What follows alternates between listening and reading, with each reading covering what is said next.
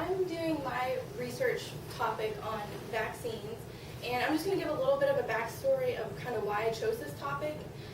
My sister had been having really bad back problems, and so she went to a chiropractor, and she brought home a pamphlet one day, and I was just going through it just because I was curious, and it had a section on how the chiropractor could help treat your child's ADD, and that kind of threw me through a loop. And then as I was reading, it kind of talked about ways that a child can get ADD, and one of the reasons it said was vaccines. And I was really kind of confused by that because, ever since I was little, I've gotten all my vaccines, and so it just kind of seemed like something that anybody would do. And as I started looking into the research, there was a ton of controversy out there surrounding it. And the main one that I kind of found was autism and vaccines, how vaccines are said to cause autism. So that's going to kind of be the focus of my paper. And I have the question mark after the good, the bad, and the dangerous, because that's kind of what this paper is going to talk about. Is it dangerous? Is there some kind of something in vaccines that may cause autism? One of my favorite quotes of all time is one by Marie Curie that says, "Nothing in life is to be feared, it is only to be understood. Now is the time to understand more so that we may fear less." And I think that's just perfect for the topic of this research, because the whole point of my paper is to not drastically change anyone's opinion, but to lay out all the facts and the research that's out there so that people don't make decisions based off of fear, but of the knowledge that they've learned. So first, we'll just give a simple explanation of a vaccine. And a vaccine is prepared with using the disease or a synthetic substitute. It's then introduced into the body that will then cause an immune response. The immune response generates antibodies which find the disease or toxin, tag it, and then upon future exposure to the disease, the antibodies will recognize it and be able to destroy it. This is just a little diagram showing the vaccine entering the antibodies, finding, tagging, and so. A little bit of history. It starts with Edward Jenner. Smallpox was a really big issue back in the 1700s. Jenner noticed that milkmaids seemed to never contract smallpox. He asked a milkmaid why she thought that, and she said that she had been protected by cowpox. This really struck Jenner, and he decided to put this to the test. He took a milkmaid named Sarah Nelms and an 8-year-old boy named James Phipps and made little cuts in James' hand and then rubbed pus from her cowpox blisters into his hands. He then infected James with smallpox, and amazingly, nothing had happened, which in any other instance, an infection with smallpox would cause a full-blown case of it. This led to the first smallpox vaccine. More recent history was with Jonas Salk. In 1953, he made the first polio vaccine, and something that I thought was just really interesting that kind of showed the fear of polio was in 1952, polio ranked second only to the atomic bomb to the things Americans feared the most. In 1955, after a lot of testing, it was considered safe and effective. The beginning of the controversy. In 1982, a program called DTP, Vaccine Roulette, came out, and it claimed that the DTP vaccine, which is a combination vaccine of diphtheria, pertussis, and tetanus, it caused brain damage, mental retardation, and permanent neurological damage. This really struck a chord with a lot of parents, and it really made them fear. One of these parents was a woman named Barbara Lowe Fisher, who said that before the DTP vaccine, her child was completely fine. And as soon as he got it, he became listless and fragile. She soon went on to found the National Vaccine Information Center and has been a major role in the decrease of vaccination requirements. The beginning of the modern vaccine controversy as we know it began with a man named Andrew Wakefield. He published a paper in the British medical journal called The Lancet, And in this, he claimed that the MMR vaccine, the measles, mumps, rubella vaccine, caused autism. He gave this claim kind of based on two major theories.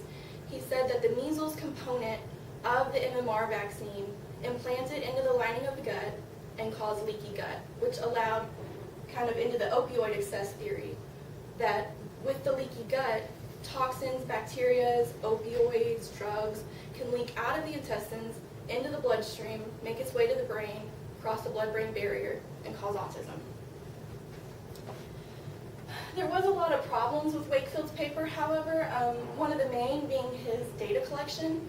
He gave a simple case series, which is just, it's a start to a research, it's a place to begin, and it's where findings are merely a coincidence and don't represent society as a whole. So you're supposed to take that kind of coincidence and do further research to see if it is actually a thing. Unfortunately, Wakefield did not. This is where he stopped. He also relied solely on the parents' recollection of their children's behaviors and symptoms. And the parents came to Wakefield because he was known as someone who wanted to connect the MMR vaccine to bowel disease. An investigative journalist named Brian Deere eventually exposed Wakefield. He showed that Wakefield was paid to examine these children, and that the parents were actually referred to Wakefield by lawyers because the parents wanted to connect the MMR vaccine to their child's autism. Wakefield also applied for a separate measles vaccine that could be given separate from the MMR vaccine, and if parents believed his claim that autism and MMR were related, parents would be knocking down his door to get this measles vaccine, so he would have been a very rich man.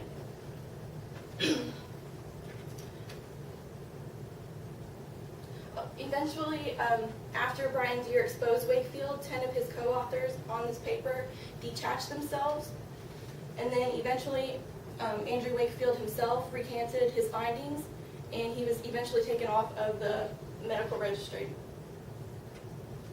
The British Medical Journal filed claims saying that Wakefield's findings were indeed falsified, and they hoped by doing this that this would close the link on autisms and vaccines. This was not the case, however. Through my research, I found really two sides of this debate. I have termed them science and emotion. The science believes the scientific facts. They believe that vaccines cause no harm.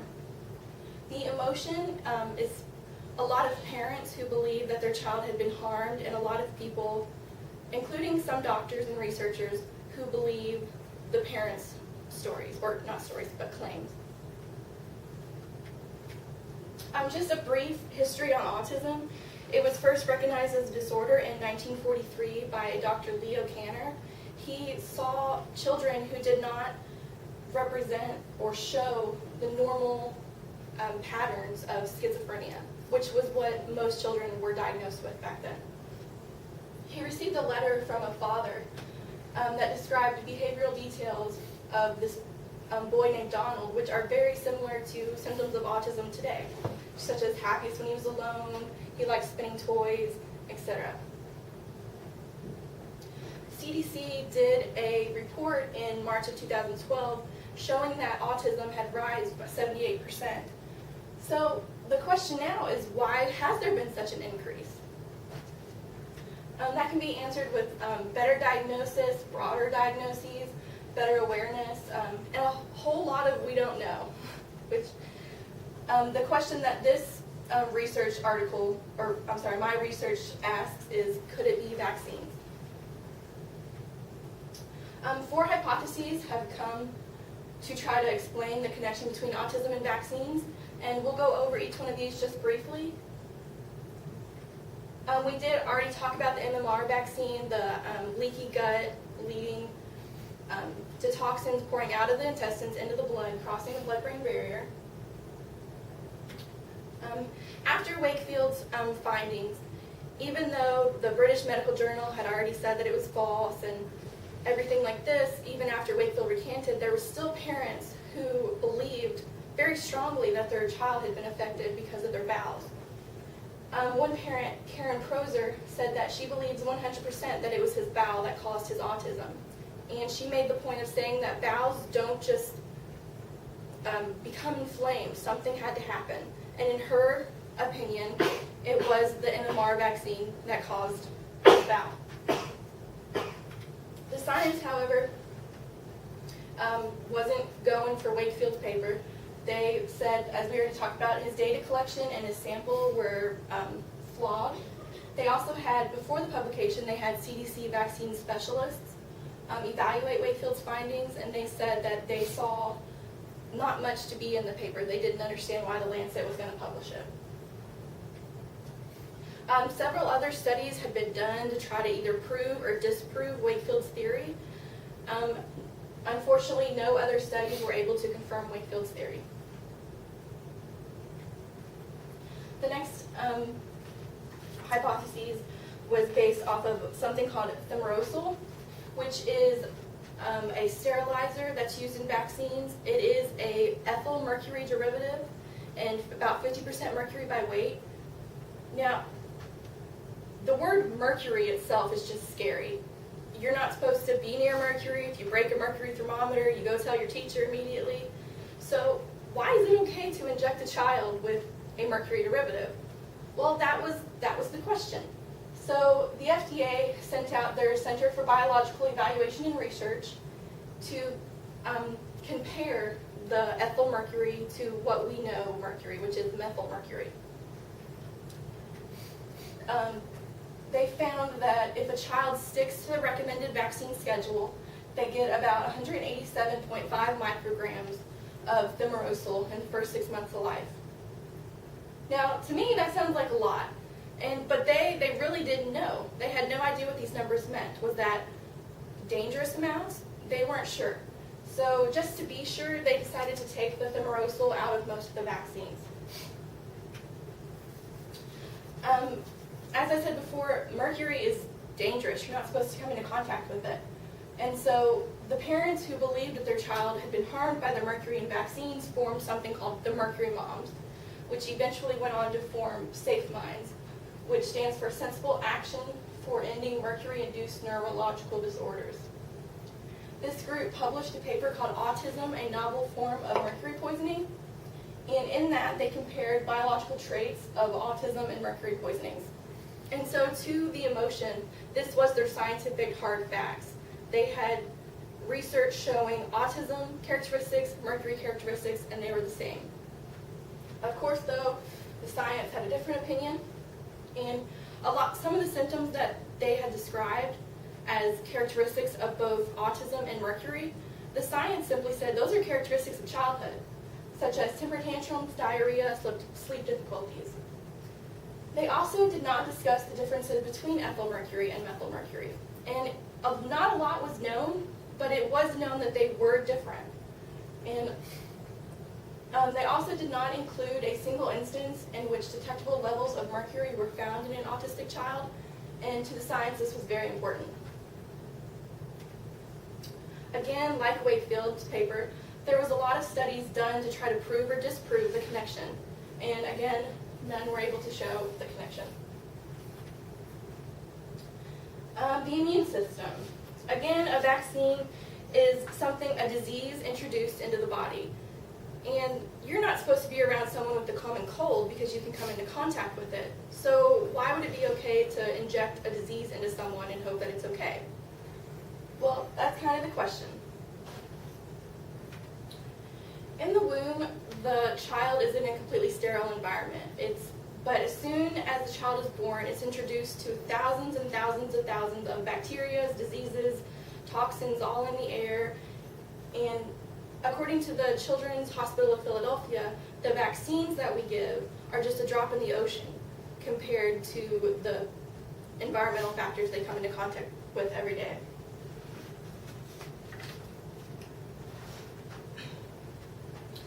And throughout the years, the number of vaccines has increased, but the load has actually decreased. And this can be shown from advances in protein chemistry and recombinant DNA technology. And just a little kind of example to show the decrease on the immune system is in 1980 they had over 3,000 viral proteins in all the vaccines, and today they contain less than 200. Protein chemistry is the study of the protein structure and function. Knowing this kind of information allows for the vaccines to contain fewer antigens, which is the disease portion of the vaccine. And in 1960, the pertussis vaccine contained 3,000 viral proteins, and in 2000 it only contained 2 to 5. Recombinant DNA is when DNA sequences are actually made in the lab. An example of a vaccine that uses this is the hepatitis B vaccine. And what happens is a portion of the DNA from the Hep B virus is inserted into the yeast cell, which you can kind of see in the diagram. And the yeast cell will generate the capsule of the Hep B virus. And the yeast and the protein are eventually separated. The protein will go into the vaccine. So you get the same immune response that the Hep B virus itself would give, but you have no actual danger of contracting the hepatitis B. Age. When I say age, I'm talking about the age that vaccines are given and the age at which autism is usually diagnosed. And according to the CDC vaccine schedule, most vaccines are administered to a child before 18 months of age. The CDC is also recommends screening for developmental delays such as autism at 9, 18, and 24 months. So as you can see, those dates really kind of collide. And the question is that a coincidence, or is there a connection?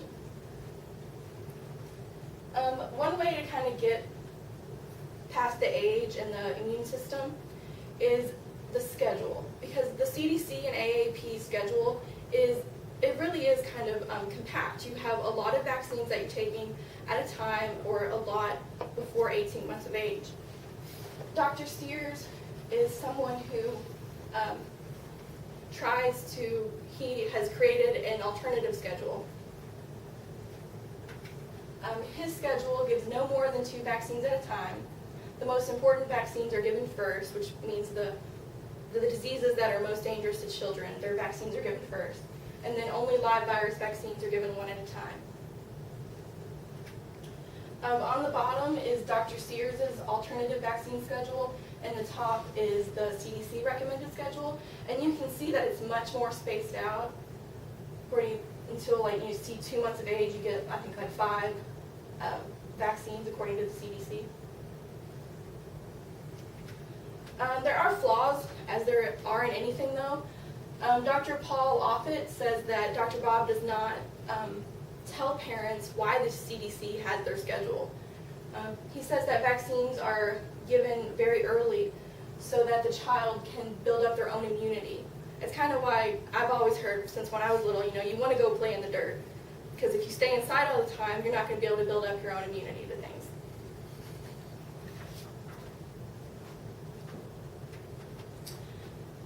Moving forward, I don't know if really we'll ever be able to agree the science and the emotion. They're 2 very different things. But we can begin to compromise. And to begin to do that, we need to have communication and we need to have trust. 2 most important things in my opinion. The science needs to be able to communicate with the emotion why the vaccines are important, how they have helped in the past. But the science also needs to be able to listen to the parents' stories and know that these are real concerns. And trust, we need to trust that the science, the researchers aren't trying to kill your children. They don't want to kill them off. But based off of all of this information, I don't, again, want to change your mind. I know that it can be really hard to completely change your mind on something, but I want people to be able to make informed decisions. And okay, thank you.